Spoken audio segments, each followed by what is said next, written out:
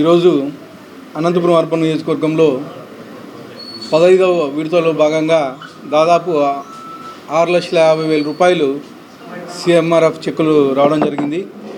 ముఖ్యంగా మా తెలుగుదేశం ప్రభుత్వం ఏర్పడిన తర్వాత గతంలో ఎన్నడూ లేని విధంగా అనంతపురం అర్బన్ నియోజకవర్గంలో దాదాపు 2,50,00,000 రూపాయలు ఈరోజు సీఎంఆర్ఎఫ్ కేవలం 14 నెలల కాలంలోనే ఇవ్వడం జరుగుతూ ఉంది.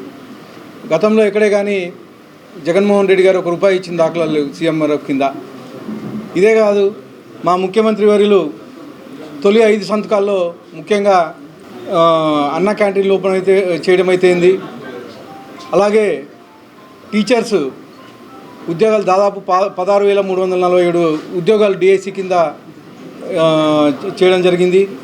అలాగే పెన్షన్స్ 3,000 రూపాయల నుంచి 4,000 రూపాయల పెన్షన్స్ పెంచడం జరిగింది. అలాగే వికలాంగులకి 6,000 రూపాయలు చేయడం జరిగింది.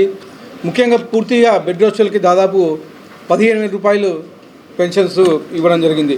ఇవే కాకుండా గతంలో మీరు చూశారు, ఎక్కడ చూసినా కానీ గుంతల రోడ్లు ఉండేటివి. కానీ మా తెలుగుదేశం ప్రభుత్వం ఏర్పడిన తర్వాత 10 లక్షల కోట్ల అప్పులు ఉన్నా కానీ సంవత్సరం కాలంలోనే ఎక్కడైతే రోడ్లు ప్రాబ్లం గుంతలు ఉన్నాయో గుంతలు కానీ పూడ్చడం జరిగింది.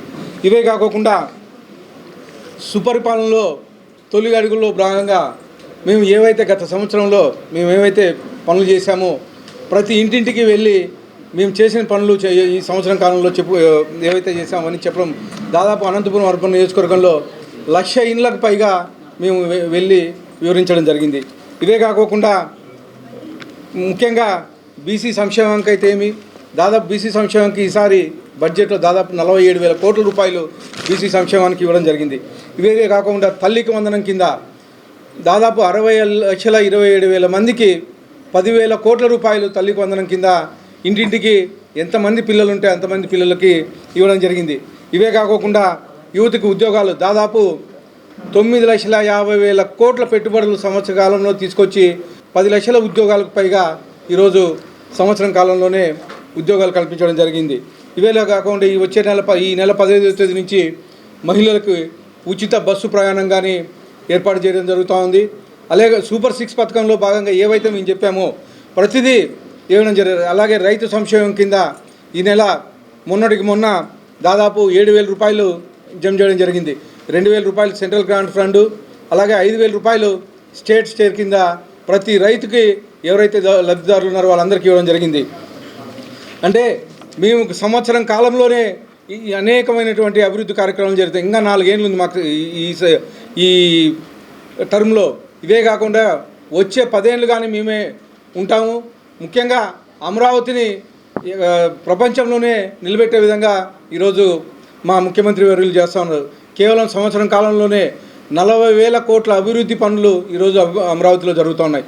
ఇవే కాకుండా పోలవరాన్ని నాశనం చేసి పెట్టారు గత ప్రభుత్వంలో జగన్మోహన్ రెడ్డి. కానీ ఈసారి మేము వచ్చిన తర్వాత కేవలం 3 నెలల కాలంలోనే పోలవరాన్ని గాడి మీద పెట్టేసి 15,000 కోట్ల రూపాయలతో ఈరోజు పోలవరం గాడి మీద పెట్టేసి 2027 కల్లా పోలవరం కానీ కంప్లీట్ చేసి ఇస్తామని చెప్పి తెలియజేయడం జరుగుతోంది.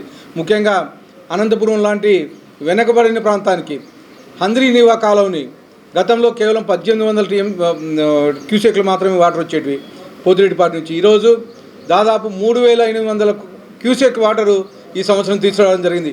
కేవలం 100 రోజులు కాలంలోనే మొత్తం హంద్రీనీవా కెనాల్ని వైడనింగ్ చేసి 3,800 క్యూసెక్లు ఈరోజు అనంతపురానికి వస్తున్నాయి.